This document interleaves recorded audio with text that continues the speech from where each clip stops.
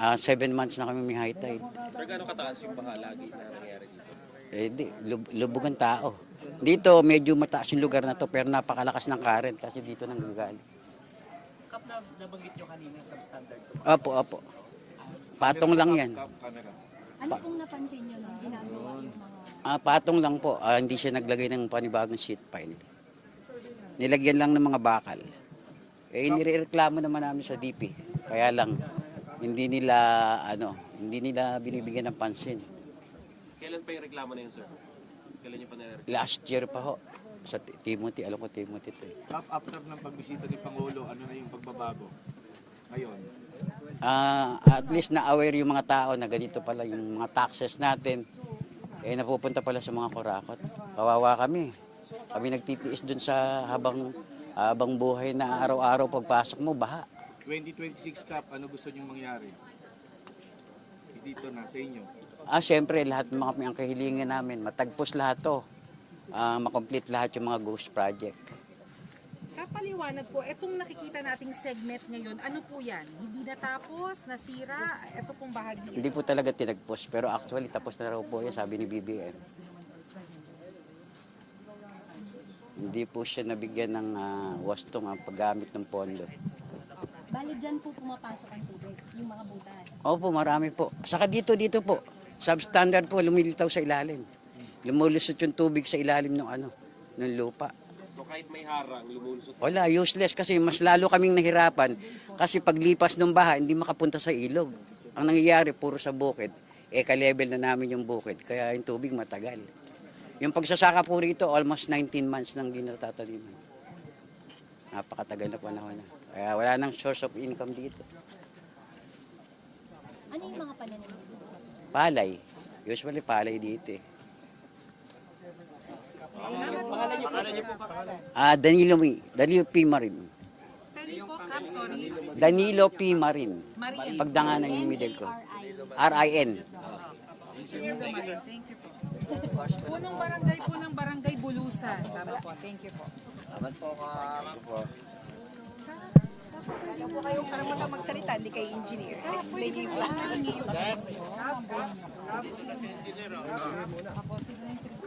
Kailangan mo kami tulungan. Kasi kailangan natin kunin yung right of way nito. Para masara natin to, kailangan yung mga bahay na tatamaan dito, kailangan Actually naman, ma-move before natin po yan. nila Willing ba ginawa sila yan, mag-move? kinakausap ko na yung mga baka. Kausapin natin, patulong tayo sa'yo. Patulong kayo sa'yo tsaka kay Mayor. Kasi papasara na natin to sa Saka po 26. talaga mayroon tayong ordinance na bawal na pong magtayo ng bahay sa gilid ng riverbanks.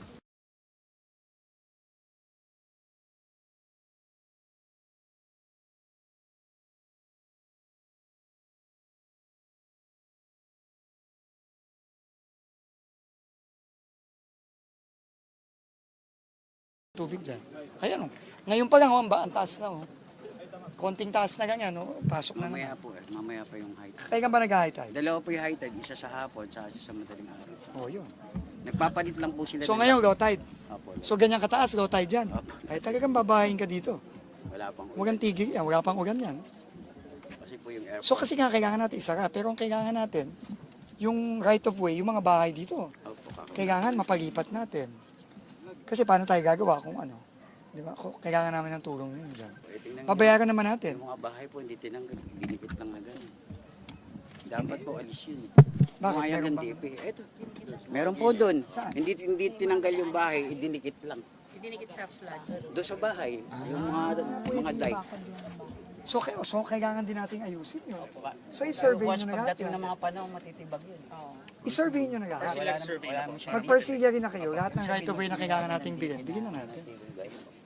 Pero Kap, kailangan natin ng tulong. Sabihin mo na lang sa mga may bahay na unang-una ka mo, bawal mag-build ng bahay sa tabi ng ilog. Kasi Hindi, dapat po ilog. ang purpose nung dike na yan, pag madadaan. Hindi, Pag wala na. madadaanan, may bahay sa gitna. Hindi pa paano mo dadaanan, may bahay sa Ay, gitna. nagtataka ako, ba't napayagan ng ano yun? Wala na tayong magagawa, kailangan na natin sila i-relocate. Di ba? Kasi hindi natin masasara to kung ang mangyari dyan, dike, pag may bahay yung magiging dike. Tapos gagawa ka na naman ng dike. Hindi pwede yun. Lulusot at lulusot yun. At sila din yung tatamaan, yung mga may bahay din. Di ba? Hindi, mas delikado nga. Delikado yun. Tama So, ba, Kap? Pag nagkulap go ahead, kasi- Prof. Tama ba, Kap, na hanggang dito ang baha dito? Opo, napakalakas ng current dito. May mga release po. Malakas ang current. Opo. Tapos hanggang gano'ng kataas? Dito po. Parang Alex, confirm dito. Naglakad kasi kami rito eh. Naglalagay po kami ng lubid para hindi makakalakad ang tao. Mababaligtad yung mga bangka. Okay. Pero mas mataas itong dike na to sa bewang nyo eh. Opo, Tingnan mo, mas mataas oh. So kung meron yan, walang baha dito. Siyempre. So yun dahil dito kaya may malakas ang current dito. Butas kasi din. Dahil butas. Sige. Gagawin natin to pero kailangan natin ng tulong nyo. Kap, sabihan niyo si Mayora. Sasabihan din namin si Mayora kasi ito na. Usap lang namin kami dati na yung mayor regarding. Tapos, survey nyo na rin natin.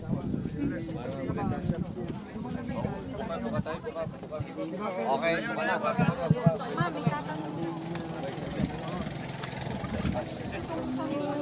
Sek, may tanong yata sa inyo. Nakikita.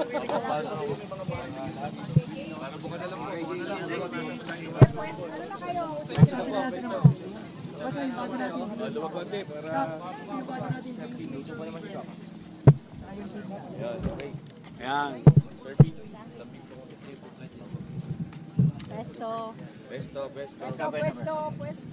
Pwesto.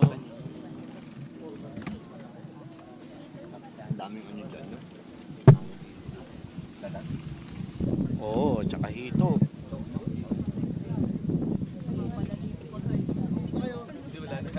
Dito ilalagay yung signal. Baka daw po tayo kahit sa'yo.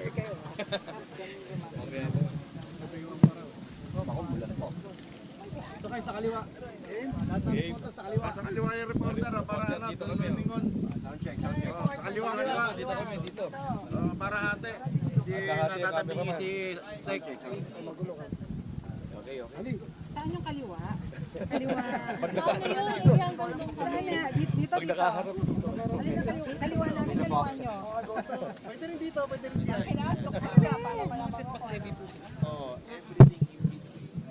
Dito nga yan, mas maganda. Kasi ito yung putol eh. Once we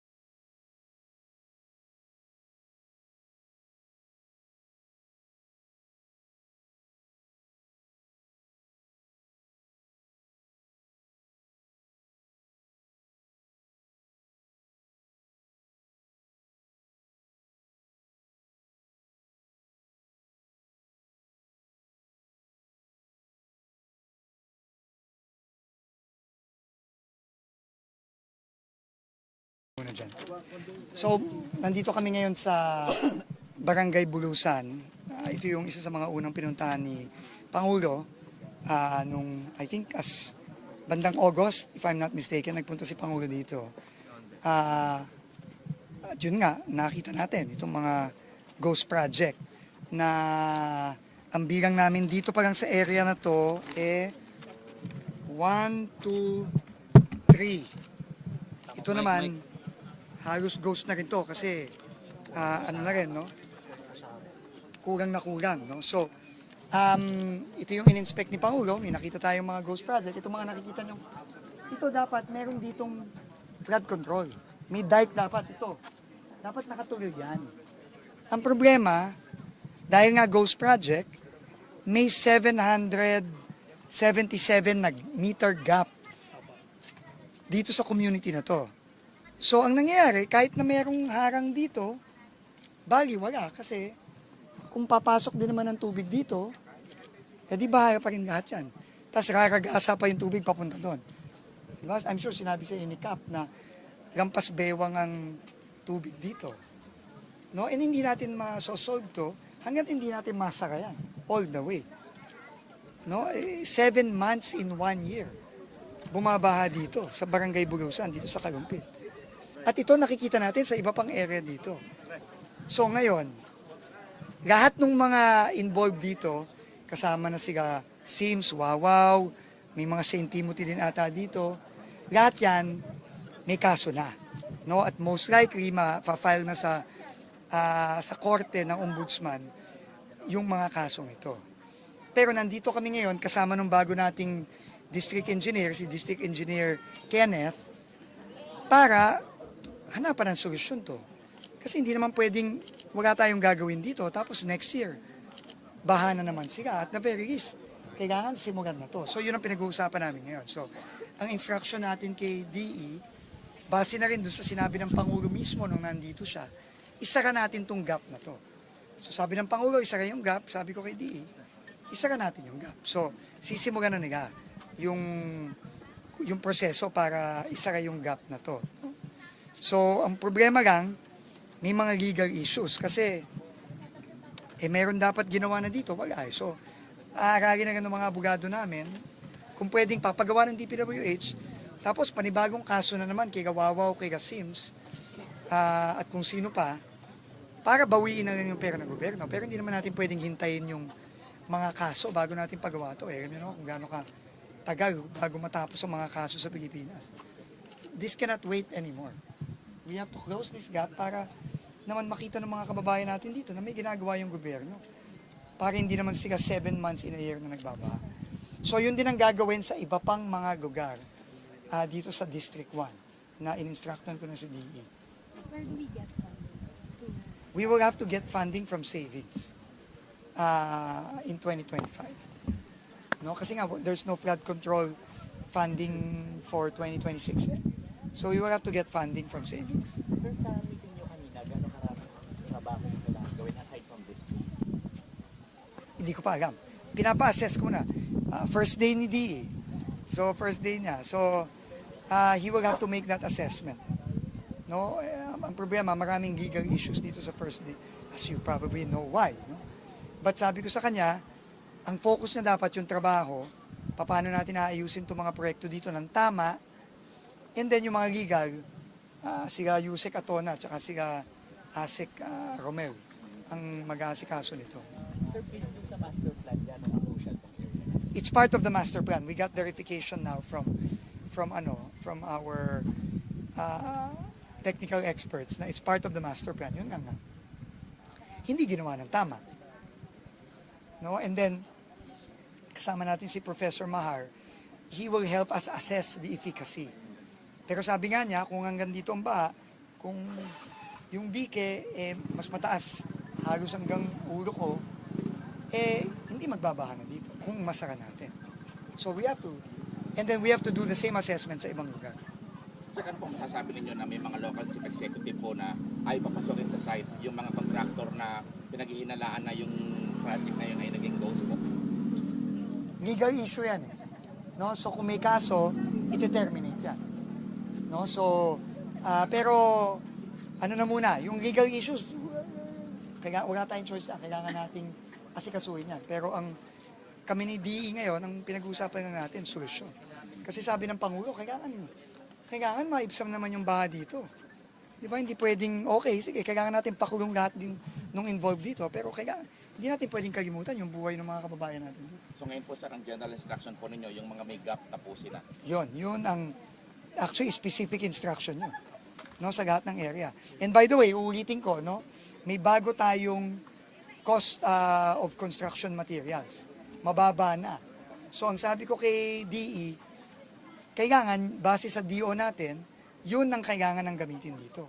Kahit na hindi to 2026 project, kahit malamang to kukunin from savings ng 2025 at gagawin na natin ngayon, yun na ang magiging basehan nun. So, bababa yung cost ng project dito, at the same time, finally, masasara na natin. Pero may right-of-way issue tayo. Nakikita nyo naman yan. Puro bahay yan. Puro bahay yan. So, kailangan, makausap ng mabuti ng local governments natin, tsaka ng kapitan natin. Siyempre, i-compensate naman sila. Pero, habang ginagawa yung plano, kailangan maklear na to. Para tuloy-tuloy yung construction. Pero paano bang gagawin? Tatapalan lang yung mga butas o pati yung mga dati nakatayo na... They will have to check. Kasi merong mga dating nakatayo na dahil may mga bahay sa gitna, hindi tinuloy yung dike.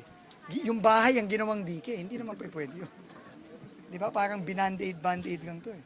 Sir, how soon kaya ito, considering na merong right of way issue? I'll pass it on to DE. So sa instruction po ni Secretary, as I understand, sisimulan na pong pag-aaral dito. So immediately, kailangan pong ma-parcellary survey habang inaayos po yung design ng flood control.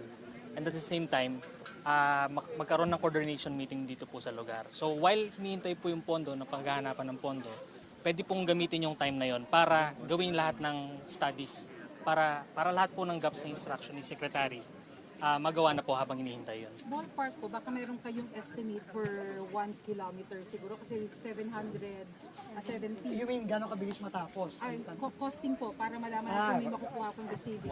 Hindi pa We have natin to check po. masasabi. We have to check po. Babalikan namin kayo, don't worry. Di siguro paano po magbabago yung approach in building infrastructure projects sa first DEO ng Bulacan? Especially now with the help sina Sir Opo. Mario. Well, Napahirapan niyo yung masyado sabi yung ko nga mga po kanina, yung sistema po ng DPWH napakaganda. So kailangan lang pong sundin yung totoong process, yung tamang proseso. Kasi naka-in place na po eh. Namana na po namin yung sistema. So kailangan yung right system, implement po ng tama. And yun po yung magiging guide po namin. Yun po yung magiging direction po namin para po masunod yung challenge po na to na binigay ng Pangulo ni Secretary. Apo. Tsaka meron ding mga dagdag. No? May mga dagdag tayong mga ginagawa na kailangan i-implement ng mga district engineering offices. Hindi lang dito, kundi nationwide. Pagbaba ng presyo, yung transparency portal, na kailangan lahat ng procurement ngayon naka-live stream.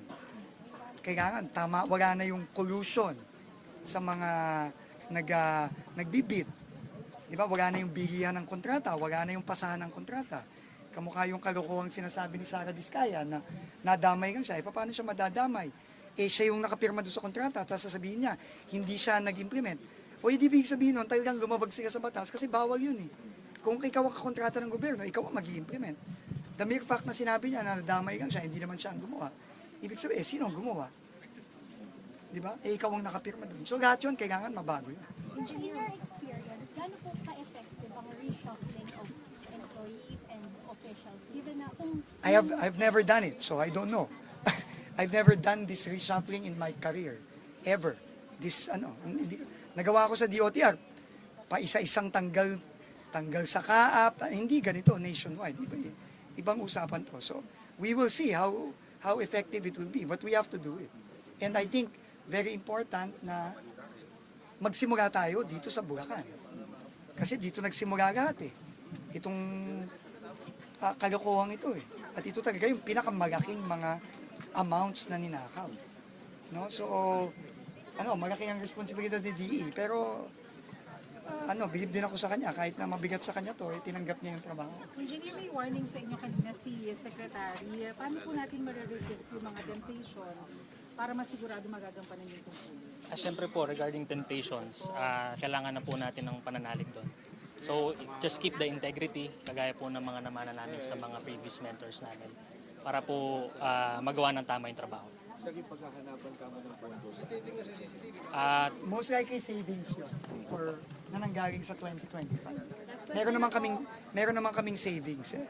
So ito ang mga pinaka-critical na kailangan maayos. Sa pag mag-other matters doon sa sa budget, sir, pwedeng paliwanag lang yung may sinasabi kasi si Attorney Falsis tungkol dun sa 45B na doon daw to para sa allocables daw to sa Baka may congressman. mga tinamaan ng Baka may congressman na humihirit ngayon na mabalik. Unang-una, yung mga allocable, no, sabi ni Senator Ping Lacson at ni Senator Will, yan ay gininis na sa Senate version. Di ba? Ang pinag-uusapan natin dito, yung mga proyektong natira, libo-libo na kasi yung natanggal ng mga proyekto. I think, nagsimula ang proyekto ng DPWH nung itong NEP na sinabmit ni Secretary Bunoan, ni Yusek Cabral, nasa 15, almost 20,000. Ngayon ang pinag-uusapan natin, 10,000 na yan. So, ang dami nang natanggal. No? Ang sinasabi lang namin is, yung pag-apply ng CMPD na bago, yung pagbaba ng cost ng materyales, kung pwede lang sana ipaubaya sa DPWH na ang DPWH, tulad nila DE Kenneth, ang mag-i-implement. Kasi kailangan tayong pumunta project per project. Kasi lahat ng project iba-iba.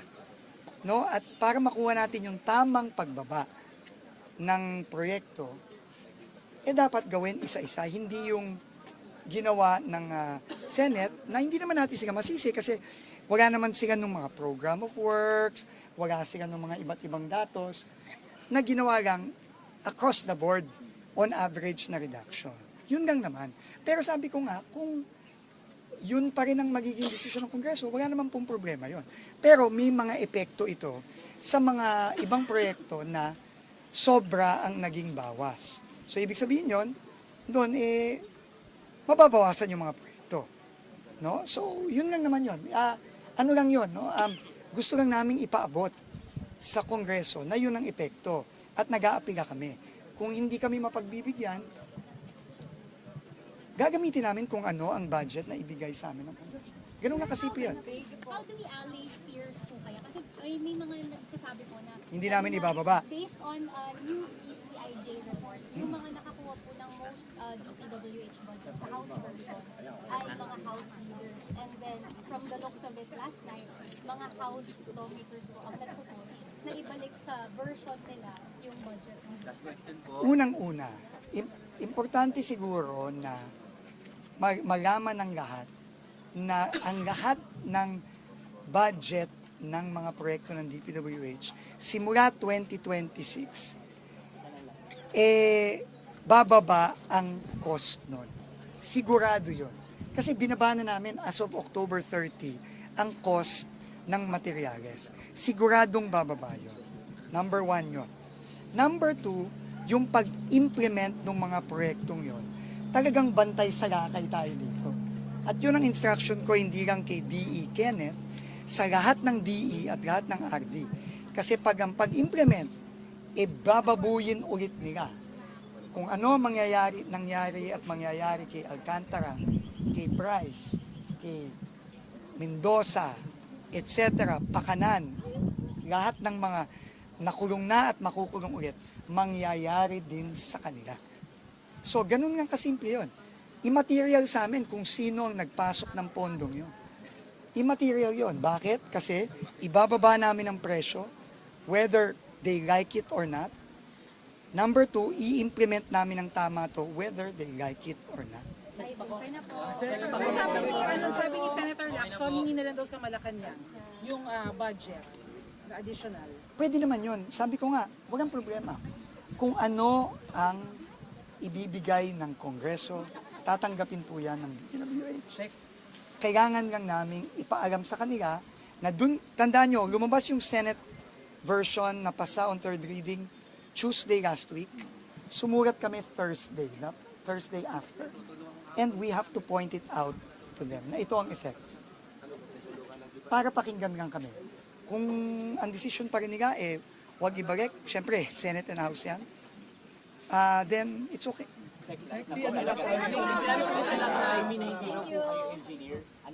Hindi naman po talaga ako engineer. Hindi, I don't deny that. Never ako. May nagsabi bang engineer ako? Wala naman. Sinabi ko bang engineer? Hindi naman engineer. Sir, yung mga bagong officials, walang connection kay Alcantara and Hernandez. Wala. Or lawmakers. Wala. Pang ilang porsyento po yung sa buong Deo First District, mga ilan po yung pinatalsik nyo doon? Sa estimate nyo lang. Hindi ko na alam. Ikambante. Basta lahat ng may kaso, wala na. Lahat ng may kaso, wala na. Thank you.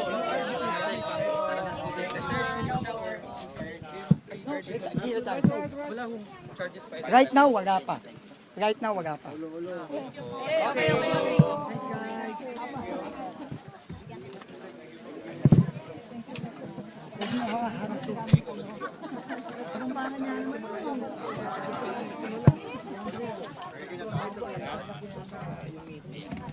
Yeah. Sikap na natin.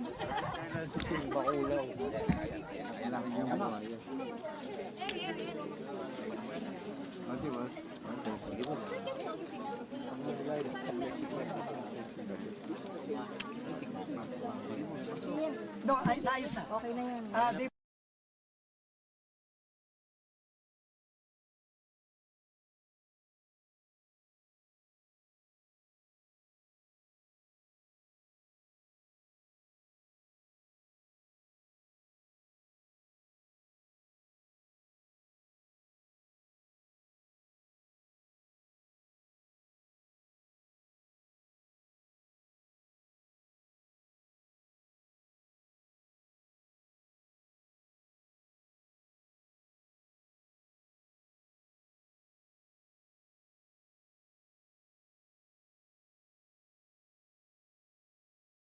Apat po yan.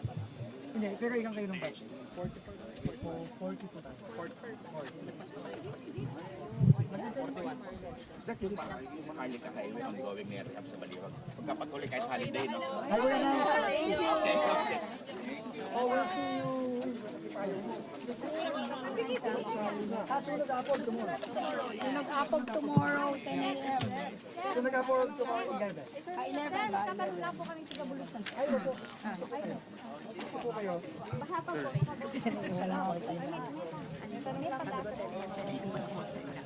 Oh, sasara na po natin. Ay, salamat po. Ito po yung bago nating di. Magaling po yan. Salamat At po. hindi po magnanakaw yan, kamukha ni Alcantara. Mabait yan. So, ito ay Kuha na kami bahasa. Kaya namin bota na ipot.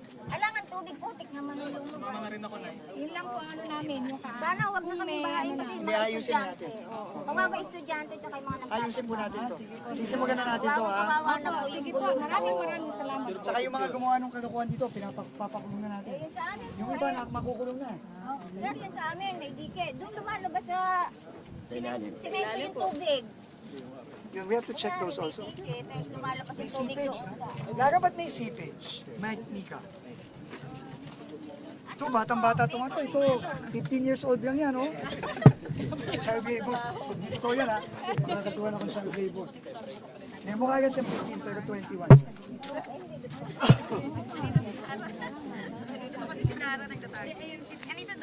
Bakit may seepage? Bakit daw may sipin? Dok? May mga seepage din daw, eh. Ibig sabihin, most time. Pintado, pero doon lumalabas sa simento yung ilalim.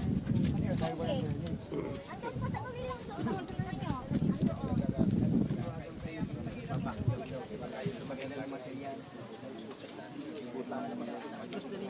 Yung backjob naman yan, tapal. Hindi yung backjob yun, tapal-tapal.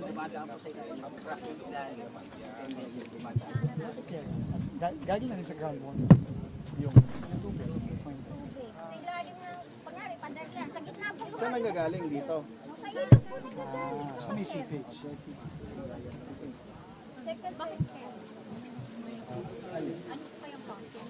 Bakit nagsisipage? Masama ang pagkagawa. Buta. Meron daw mga drainage.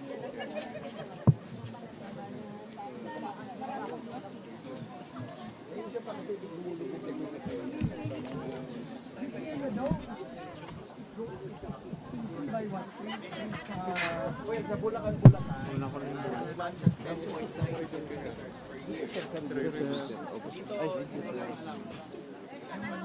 yung pangako mo. Umalis sila. Sobrang na kami hirap. Baka nakita nyo yan. Kuna ko lang yung tingin.